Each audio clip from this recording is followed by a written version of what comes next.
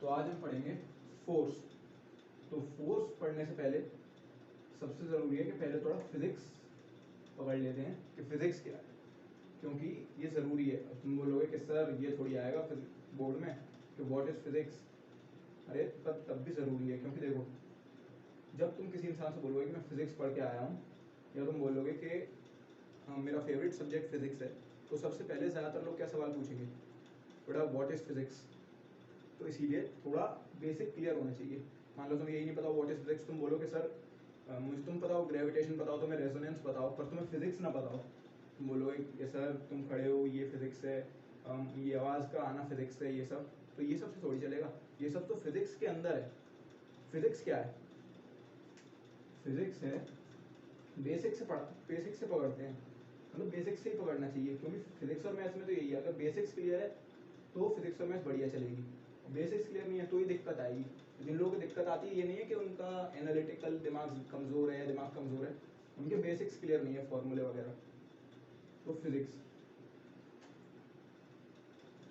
है क्या? मतलब जिससे हम पूरी दुनिया को समझा सकें, by which we can explain all the phenomenas, मतलब सारे फिनोमिना जिससे हम समझा सकें कि ये अगर मार्कर को मैंने छोड़ा तो ये नीचे क्यों गिरा, और भी बहुत सारी चीज़ें हम समझा सकें, उसको कहेंगे हम फिजिक्स। और किसके थ्रू समझाएंगे हम? लॉज के through, universal law of gravitation, laws of motion, इनके थ्रू तो समझाएंगे। तो physics are laws by which we can explain all the phenomenas happening in the universe, या फिर हम सिंपली कह सकते हैं physics are laws by which governs the universe. Which governs the universe, laws which governs the universe, simply. बस अब ये जवाब तुम किसी को दोगे तो वहीं चुप हो जाएगा, वो सेटिस्फाई हो जाएगा कि आगे पूछेगा ही नहीं कुछ। तुम बोलोगे what is physics, physics are laws which governs the universe, समझदार इंसान तो वहीं शांत हो जाएगा। तो आ जाते हैं फोर्स पे, क्लास 10 ICSE का पहला चैप्टर। फोर्स क्या होता है? ये मैंने इसको ऐसे हिलाया, फोर्स है, सिंपल फोर्स है। तो क्या हुआ, इसका स्टेट ऑफ रेस्ट था, एकदम रेस्ट पर है, अब बिल्कुल भी नहीं हिल रहा है। तो मैंने जब इसको पकड़ के ऐसे हिलाया तो ये मोशन में आ गया, फिर दोबारा छोड़ा, दोबारा मोशन में आ गया। तो फोर्स एक ऐसा पुश या पुल है जिससे हम किसी की स्टेट चेंज कर सकें। स्टेट कितने प्रकार की होती है? स्टेट ऑफ रेस्ट और ऑफ यूनिफॉर्म मोशन।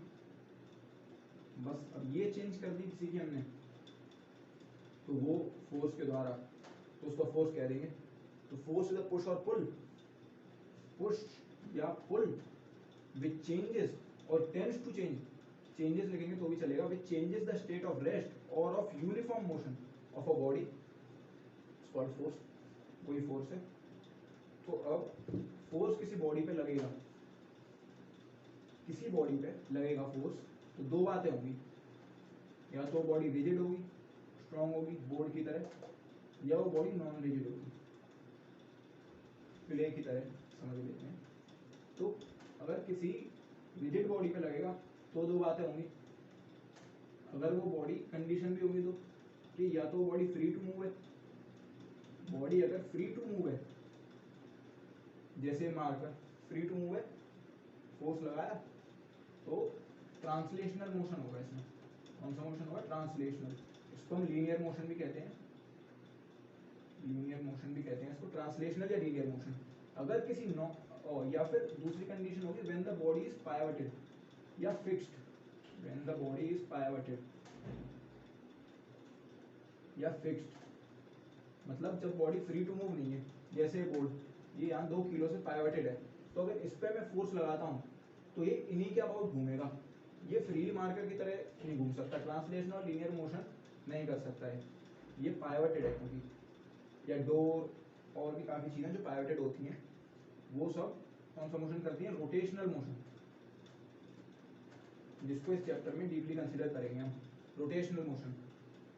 दूसरी बात आ जाती है कि जब बॉडी ऐसी है, रिजिड नहीं है, नॉन रिजिड बॉडी है, नॉन रिजिड, तो एक बात ही होगी, तो दो बात हो सकती हैं, या तो मतलब ऐसे भी कंसिडर नहीं करेंगे, तो इसमें क्या होगा, या तो इसका डिफॉर्म हो जाएगी, मतलब शेप चेंज हो जाएगा इसका, शेप और साइज, शेप और साइज चेंज हो जाएगा और मोशन भी हो सकता है,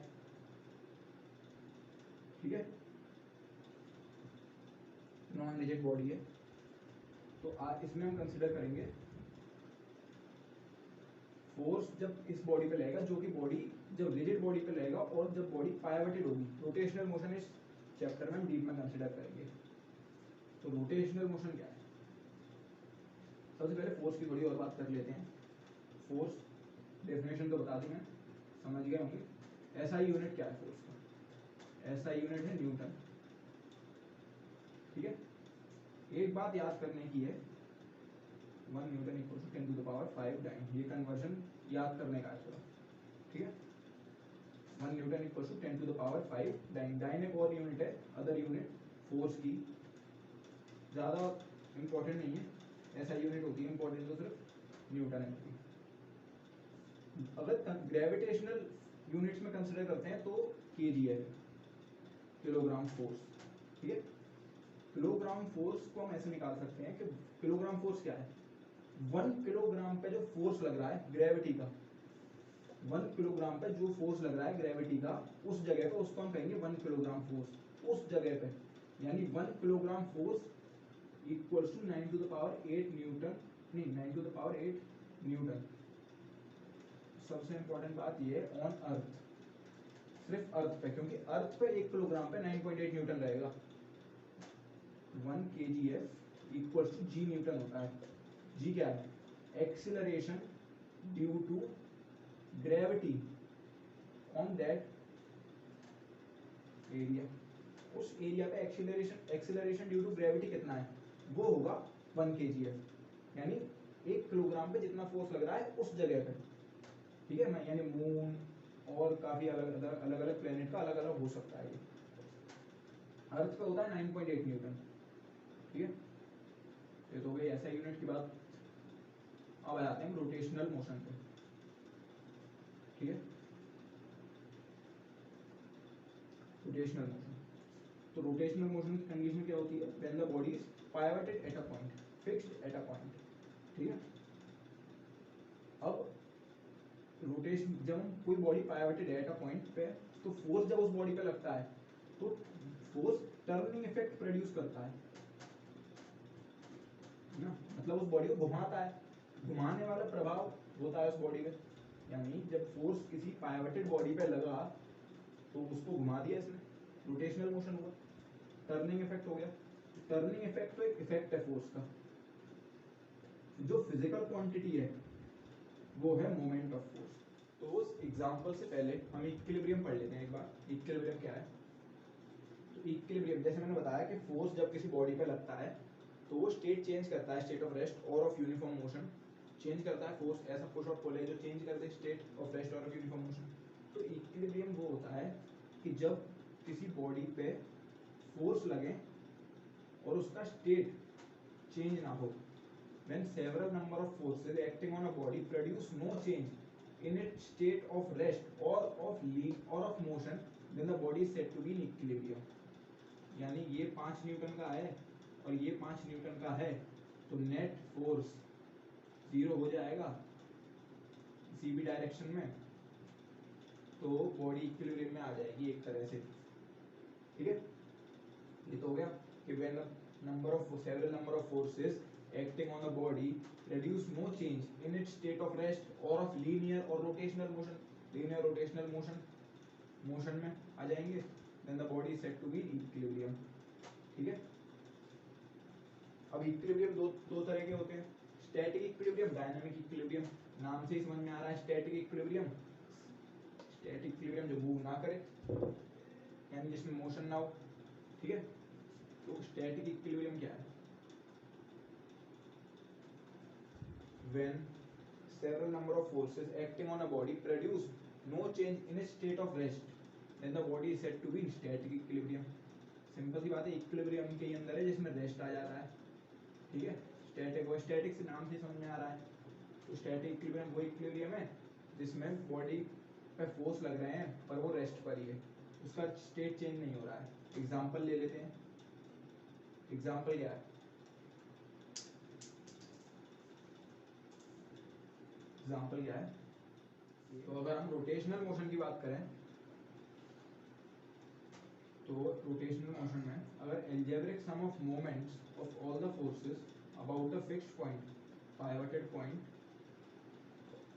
0 है तो वो इक्विलिब्रियम में है, यानी moments of forces pivoted body में ही होंगे एम एफ। तो ये फोर्सेस जो भी है F1, यहाँ पे F2, यहाँ पे नहीं, यहाँ पे मान लो F2, यहाँ पे एक और F3।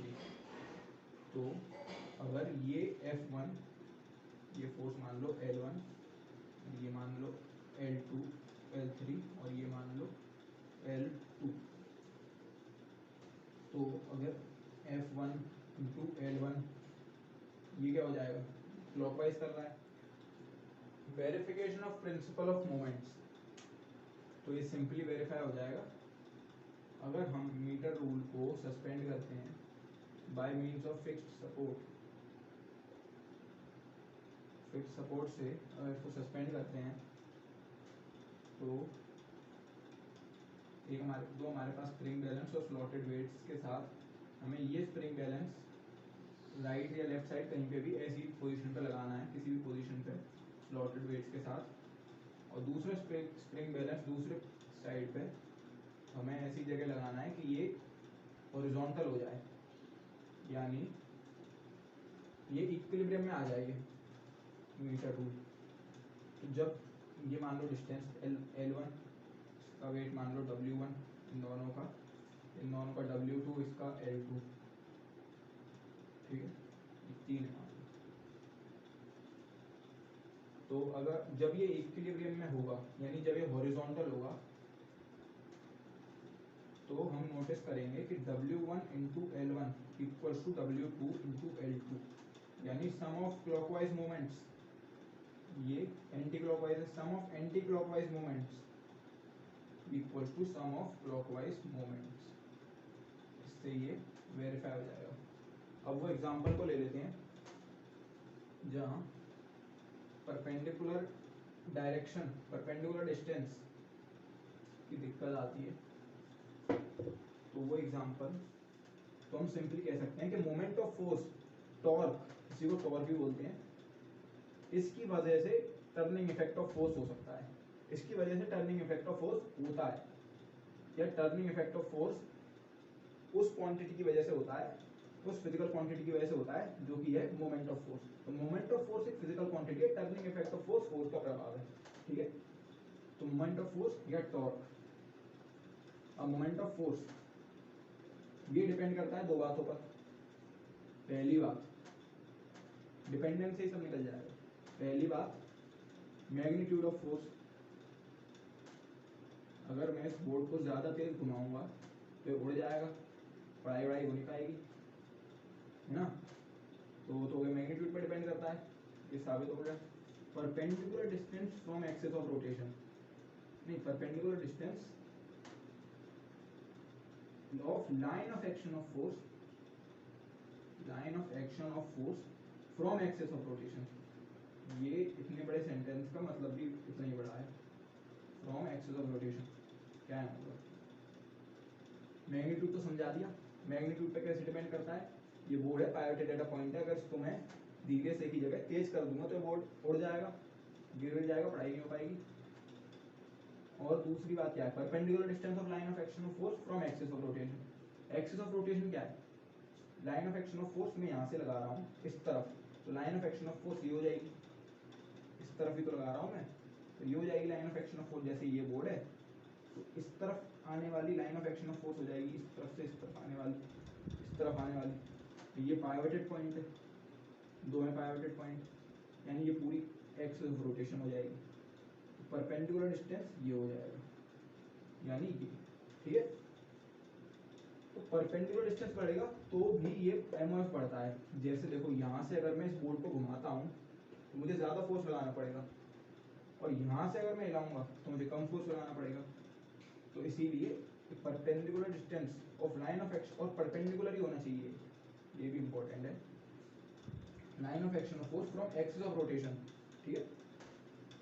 तो इन दोनों चीज पे डिपेंड करता है, तो इन दोनों चीज के प्रोडक्ट से ही डिस्टेंस नॉन चीज के प्रोडक्ट से ही इसका मैग्नीट्यूड निकल जाता है मोमेंट ऑफ फोर्स का। जैसे magnitude of force into perpendicular distance equals to MOF।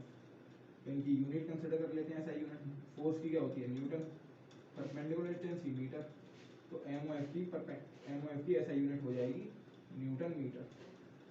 ठीक है, वर्क डन की भी ऐसा यूनिट न्यूटन मीटर होती है, पर वर्क डन एनर्जी के इक्विवेलेंट देते हैं तो उसको हम जूल कर देते हैं वर्क डन में। इसको हम एनर्जी ले नहीं सकते, एनर्जी लेके नहीं सकते, एनर्जी है ही नहीं है, तो और क्या है, तो इसको हम न्यूटन मीटर ही रहने देंगे। ठीक है, इसको हम न्यूटन मीटर ही रहने देंगे। तो मोमेंट ऑफ फोर्स की ऐसा यूनिट हो गई न्यूटन मीटर।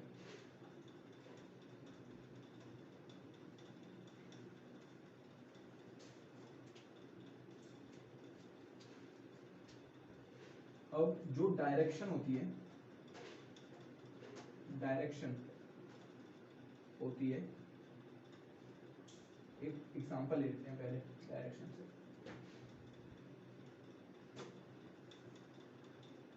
ये बॉडी है पाइवटेड एट अ पॉइंट। हाँ, एप्लीकेशन सी ले लेते हैं एग्जांपल से बढ़िया। एप्लीकेशन, तुम्हारे घर में जो दरवाजा लगा है उसका हैंडल फारवेस्ट पॉइंट पे होता है हिंज से, यहाँ पे। तो ऐसा ही क्यों होता है, ऐसा इसलिए होता है क्योंकि मोमेंट ऑफ फोर्स, ये बॉडी पाइवटेड है इस पॉइंट पे, ये एक्सिस ऑफ रोटेशन हो जाएगी। ठीक है, फोर्स हम यहाँ कहीं लगाएंगे तो परपेंडिकुलर डिस्टेंस सबसे ज्यादा जहाँ होगी वहीं पे हैंडल लगाया जाता है, क्योंकि मैग्नीट्यूड वो मोमेंट ऑफ फोर्स डिपेंड करता है परपेंडिकुलर डिस्टेंस पे। तो जितनी ज्यादा परपेंडिकुलर डिस्टेंस होगी उतना ही कम फोर्स हमें लगाना पड़ेगा सेम टर्निंग इफेक्ट के लिए या सेम मोमेंट ऑफ फोर्स के लिए। जैसे अगर इस डोर को पूरी अच्छी तरह खोलने के लिए हमें चाहिए 50 newton metre force, moment of force. तो अगर हम परपेंडिकुलर डिस्टेंस सिर्फ 5 मीटर रखेंगे, 5 मीटर रखेंगे, वैसे नहीं सकते, एग्जाम्पल है 5 मीटर रखेंगे तो हमें 10 न्यूटन का फोर्स लगाना पड़ेगा। मान लो कोई बच्चा 10 न्यूटन का नहीं लगा पाए, तो अगर हम 10 मीटर की कर देते हैं तो उस डोर को खोलने के लिए जिसको 50 newton metre moment of force चाहिए, सिर्फ 5 न्यूटन में खुल जाएगा। उसको बच्चा भी खोल सकता है। तो इंसान की मेहनत कम हुई कि नहीं हुई, तो बस इंसान कम ही मेहनत करना चाहता है, इसीलिए वो परपेंडिकुलर डिस्टेंस ज़्यादा लगाता है हर चीज़ में पहले से ही, ताकि फोर्स कम लगाना पड़े, तो जिससे हमें फायदा हो। ठीक है, अब आ जाते हैं डायरेक्शन पे। जैसे ये एक बॉडी है पाइवटेड एट अ पॉइंट सेंटर, तो दो बॉडी ले लेते हैं जो कि सेंटर पे पाइवटेड है। ठीक है, अब इनकी डायरेक्शन दो होती है। बचपन से हम पढ़ते आ रहे हैं कि जब घड़ी घूमती है तो दो दिशाओं में ही घूम सकती है, वो क्लॉकवाइज और एंटी क्लॉकवाइज। तो ऐसा ही इसमें है, इस डायरेक्शन को लेते हैं हम क्लॉकवाइज, इस डायरेक्शन को लेते हैं हम एंटी क्लॉकवाइज। ठीक है, ये तो पता ही होगा, जब घड़ी ऐसे चलती है तो हम बोलते हैं क्लॉकवाइज चल रही है घड़ी। ठीक है, तो अब ये जो डायरेक्शंस है ये किस पे डिपेंड करती है, तो ये दो चीज़ों पे डिपेंड करती हैं, सिर्फ और सिर्फ दो चीज़ों पर। एक तो पता ही होगा, अगर हम इस तरफ घुमाएंगे किसी बॉडी को तो इस तरफ घूमेगी क्लॉकवाइज, अगर इस तरफ घुमाएंगे तो इस तरफ घूमेगी एंटी क्लॉकवाइज। यानी सिंपल सी बात है, डायरेक्शन पे डिपेंड कर रही है। ठीक है, हम जिस तरफ घुमा रहे हैं उस तरफ घूम रही है, यानी डायरेक्शन पे डिपेंड कर रही है। डायरेक्शन ऑफ फोर्स किस डायरेक्शन में लग रहा है, अगर हम फोर्स इस डायरेक्शन पे लगा रहे हैं तो इस तरफ घूमेगी बॉडी, अगर इस डायरेक्शन पे लगा रहे हैं तो इस तरफ घूमेगी बॉडी। ठीक है, तो इस पे डिपेंड करता है एक तो, और एक और चीज़ पे डिपेंड करता है, वो है बहुत इंपॉर्टेंट चीज़ जिसमें बच्चे कंफ्यूज हो जाते हैं, point of application of force. Force जहाँ अप्लाई हो रहा है वो उसका पॉइंट, यानी फोर्स किस पॉइंट पे अप्लाई हो रहा है, point of application of force. अगर फोर्स इसी डायरेक्शन में या इस पॉइंट पे अप्लाई कर रहे हैं हम, तो डायरेक्शन होगी क्लॉकवाइज। इसी डायरेक्शन का फोर्स अगर इस पॉइंट पे ही हम लगा रहे हैं तो डायरेक्शन होगी क्लॉकवाइज, इसी डायरेक्शन का फोर्स अगर इस पॉइंट पे लगा रहे हैं डायरेक्शन होगी एंटी क्लॉकवाइज। देखा, तो डायरेक्शन तो हमने चेंज नहीं करी, हमने क्या चेंज किया, point of application of force पहले इस पॉइंट पे लग रहा था, अब इस पॉइंट पे लग रहा है, तो उससे चेंज क्या हुआ, डायरेक्शन चेंज हो गई इसकी। तो यानी दो चीजों पे डिपेंड करता है, पहली हो गई डायरेक्शन, दूसरी हो गई point of application of force. ठीक है, तो ये तो हो गया मोमेंट ऑफ फोर्स की डायरेक्शन किसके पे डिपेंड करती है। और मोमेंट ऑफ फोर्स सिंपल सी बात है, ये एक बुक है जो कि टेबल पे रखी है, वो अपने वेट की वजह से डाउनवर्ड फोर्स लगा रही है, weight due to its weight table पे रखी है, तो इक्वल अपवर्ड फोर्स टेबल लगा रही है, ये वेट की डाउनवर्ड फोर्स लगा रही है W, ये ही फोर्स ऊपर लगा रही है।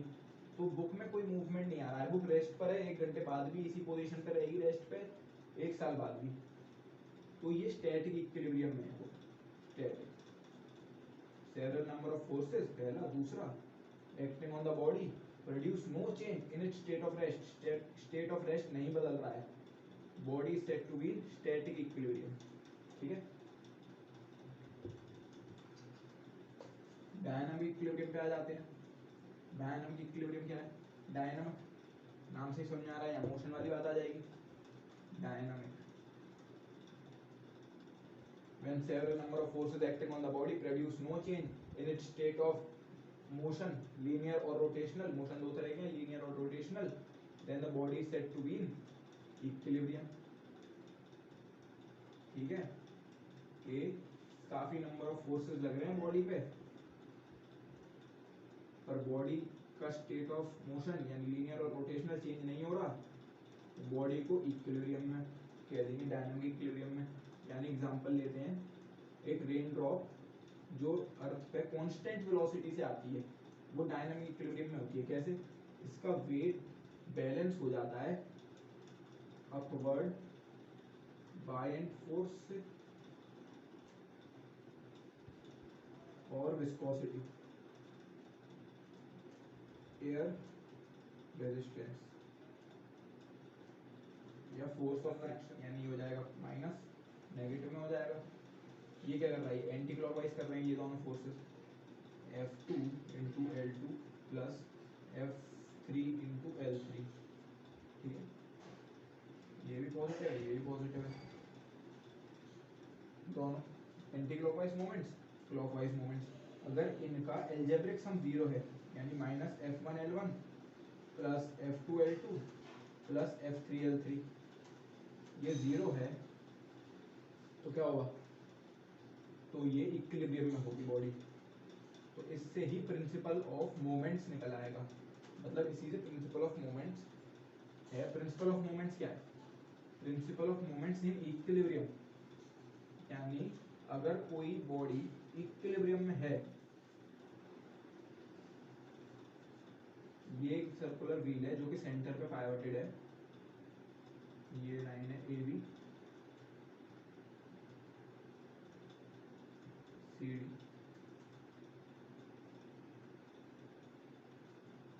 ये है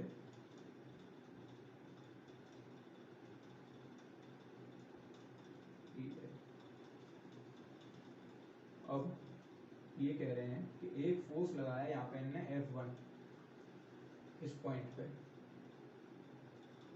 इधर, तो ये क्लॉकवाइज रोटेट करेगा। अब ये कह रहे हैं कि एक F2 फोर्स लगाओ E पॉइंट पे ताकि ये इक्विलिब्रियम में हो जाए, यानी F2 फोर्स इस डायरेक्शन में लग जाएगा, E पे लगाएंगे तो इस डायरेक्शन में या इस डायरेक्शन में तो लगाएंगे नहीं, इस डायरेक्शन में लगाएंगे, क्योंकि ये क्लॉकवाइज कर रहा है तो इसको एंटी क्लॉकवाइज करने के लिए हम इस डायरेक्शन में लगा देंगे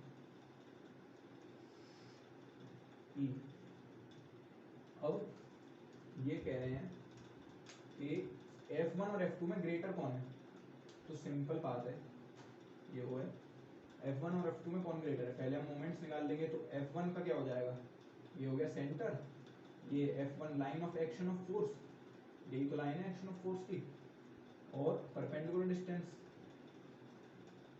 तो यहाँ से सेंटर से परपेंडिकुलर डिस्टेंस और line of action of force from axis of rotation ये हो जाएगी, तो ये हो जाएगा। फोर्स कौन सी क्वांटिटी होती है? Vector quantity.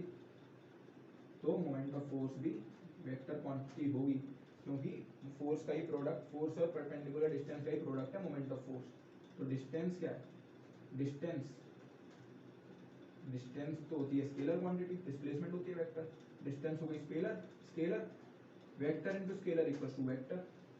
ये वेक्टर बड़ी चीज है, तो बस वेक्टर ही होती है मोमेंट ऑफ फोर्स भी, जिसकी डायरेक्शन डिफाइंड होती है, जिसकी जो डायरेक्शन पर डिपेंड करती है। तो डायरेक्शन पे डिपेंड करती रही है, बता दिया मैंने डायरेक्शन पे डिपेंडेंस। अब आ जाते हैं हम कपल पे। कपल तो कपल का एक सीधा सा फंडा है कि एक अकेला फोर्स कभी भी रोटेशन प्रोड्यूस नहीं कर सकता। अब तुम कहोगे अरे सर अभी तो आप एक ही फोर्स से रोटेशन करवा रहे थे, तो वो एक फोर्स से रोटेशन नहीं हो रही थी। एक तो फोर्स हो गया जो मैं लगा रहा हूँ, जैसे कि अगर इस बोर्ड को ही ले लें जो कि यहाँ पे पाइवटेड है किलो पे, तो अगर एक तो फोर्स ये हो गया जो मैं लगा रहा हूँ, तो तुम्हें लगेगा कि एक फोर्स से ही रोटेशन हो रही है, पर ऐसा नहीं है। दूसरा फोर्स ऑफ रिएक्शन जो कि इक्वल फोर्स है जितना मैं लगा रहा हूँ, equal and opposite in kilo पे लग रहा है। जहां से ये पाइवटेड है, इस जगह से पाइवटेड है, तो इन जगहों पे लग रहा है फोर्स ऑफ रिएक्शन जो कि इक्वल है और ऑपोजिट है। ये इंपॉर्टेंट चीज है, इक्वल है ऑपोजिट है, पर ये हमें फील क्यों नहीं हो रहा, और मतलब महसूस क्यों नहीं हो रहा? क्यों? क्योंकि इसका टर्निंग इफेक्ट या moment of force physical quantity, moment of force zero है। सर जब ये फोर्स है इक्वल है, आप जितना फोर्स लगा रहे हो उसके, तो जीरो कैसे हो गया है? तो जीरो ऐसे हो गया क्योंकि इसकी परपेंडिकुलर डिस्टेंस तो जीरो है।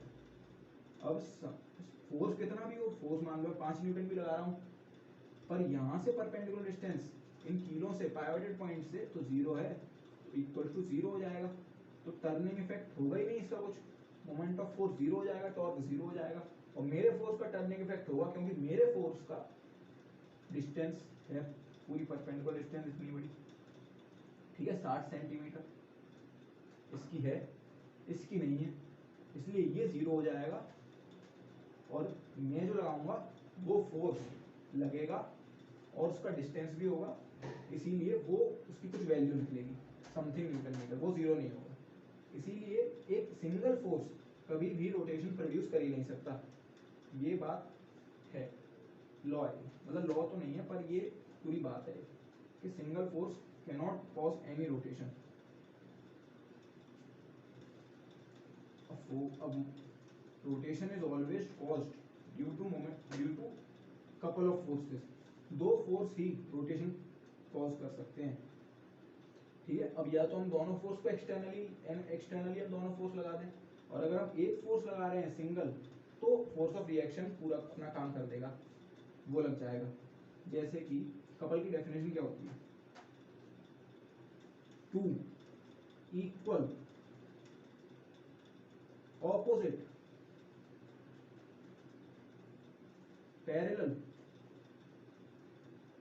Forces not acting along the same line, एक ही लाइन पे एक्ट नहीं कर रहे हैं, not acting along the same line forms a couple, ठीक है।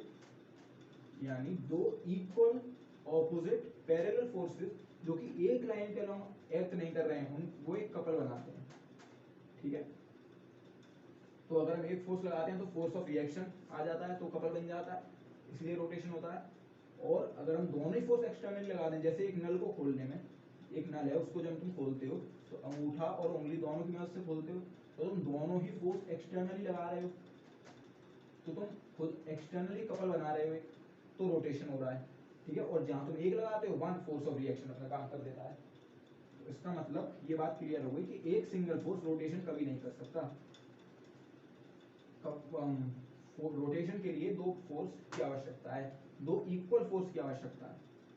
तो अब मोमेंट ऑफ कपल पे आ जाते हैं। मोमेंट ऑफ कपल क्या है, तो एक एग्जांपल से समझते हैं, ठीक है। जैसे यहाँ पे एक फोर्स लग रहा है, 5 न्यूटन का। अब कपल का फॉर्म होता है जब इक्वल ऑपोजिट फोर्सेज हो, तो ऑपोजिट ऑपोजिट हो गए, इक्वल हो गए, पैरेलल है, पैरेलल है, not acting along the same line, एक लाइन पे भी एक्ट नहीं कर रहे हैं, ठीक है। ये डिस्टेंस हो गई, डिस्टेंस कौन सी हो गई, डिस्टेंस बिटवीन दोनों फोर्सेस के बीच में डिस्टेंस है, मान लो इसको डी। अब मोमेंट ऑफ फोर्स से इसको कपल को लिंक करते हैं, तो कैसे करेंगे, moment of force, total moment of force क्या हुआ, नेट मोमेंट ऑफ फोर्स क्या हुआ, ये मान लो डी, ये मान लो ई, तो एडी, ये क्या हुई लाइन ऑफ, नहीं सॉरी 5 न्यूटन फोर्स, इसको भी लेने की जरूरत नहीं है, चलो ले लेते हैं 5 न्यूटन इनटू ये ए ओ, ये हो गई line of action of force, force इस लाइन में तो लग रहा है, line of action of force, perpendicular distance का एक बहुत बड़ा खेल होता है, एक एग्जांपल से क्लियर कर दूंगा मैं भी। ये हो गई परपेंडिकुलर डिस्टेंस, ये तो हुई axis of rotation, axis of rotation हो गई इसके सामने, ये हो गई line of action of force, ये हो गया perpendicular distance.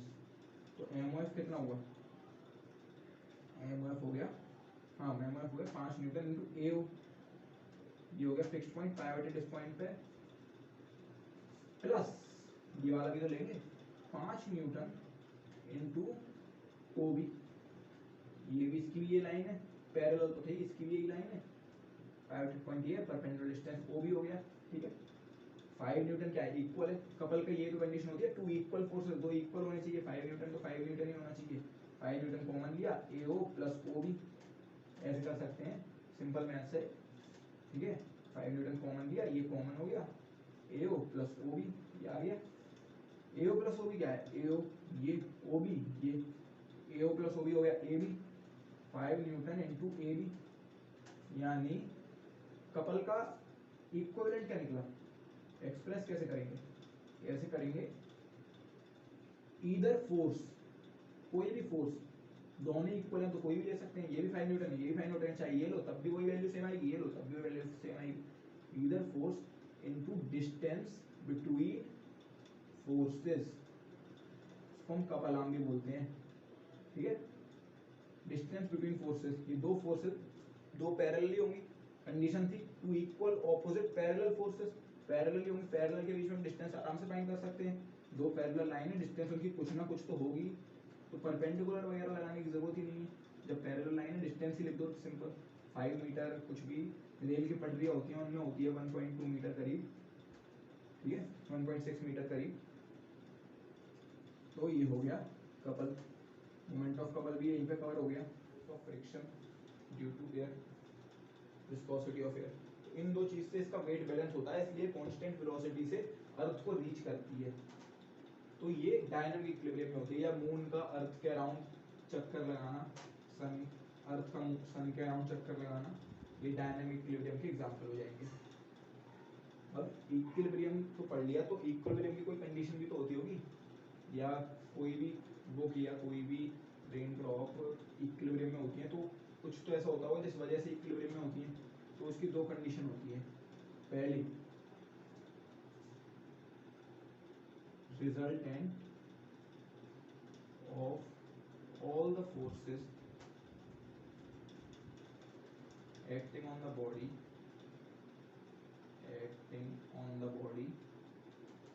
should be zero, ये बता रहा हूँ कि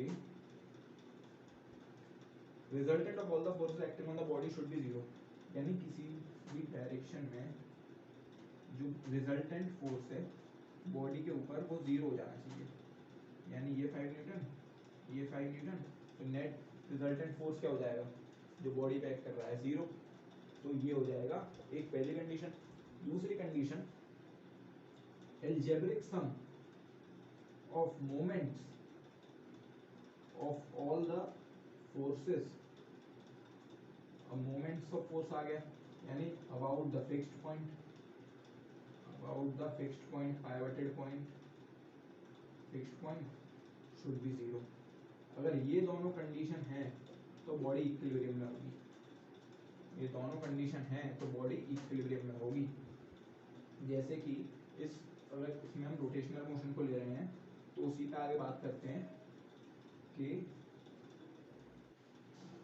तो sum of clockwise moments equals to sum of anti clockwise moments. Body अगर इक्विलिब्रियम में है तो एंटी क्लॉकवाइज मोमेंट्स यानी प्लस, क्लॉकवाइज मोमेंट्स यानी minus, plus minus plus plus minus plus minus हो जाएगा, इक्वल्स टू जीरो।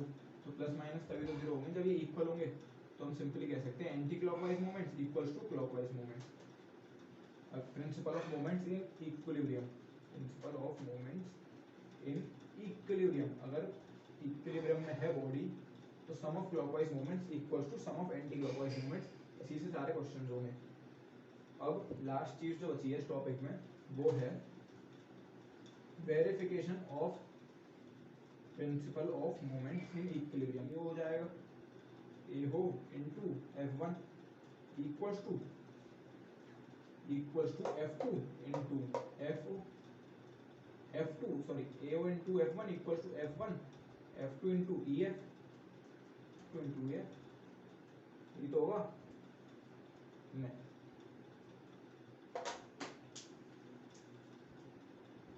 ये नहीं होगा। ये क्यों नहीं होगा? क्योंकि line of action of force क्या है? Line of action of force ये from axis of rotation, rotation का पॉइंट कौन सा है? ये एक्सिस क्या हो जाएगी ये, तो डिस्टेंस क्या होगी? FO होगी TO की, तो FO। तो इससे आप समझ गए होंगे कि हमें कैसे निकालना है। जैसे फोर्स किसी भी डायरेक्शन में लग रहा हो, उसकी एक लाइन, मतलब एक लाइन समझ लो कि ये लाइन है पूरी, उस पे जहाँ पे भी पॉइंट पाइवटेड हो, जहाँ पे भी सेंटर हो, यहाँ यहाँ यहाँ, वहां से परपेंडिकुलर ले लो, ये ये ये, ठीक है। कभी दिक्कत नहीं आएगी line of action of force और परपेंडिकुलर डिस्टेंस को फाइंड करने में। नहीं तो अगर इस सवाल में ज्यादातर लोग EF को कर देते तो गलत हो जाता। तो इसी के साथ ये पहला टॉपिक खत्म होता है, तो हम वीडियो को भी खत्म करेंगे यहीं पे।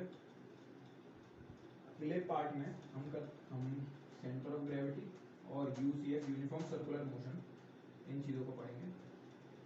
तो इसी के साथ ये वीडियो को एंड करते हैं। Hope you guys like the video. अगर कोई डाउट हो तो कमेंट में बताइएगा।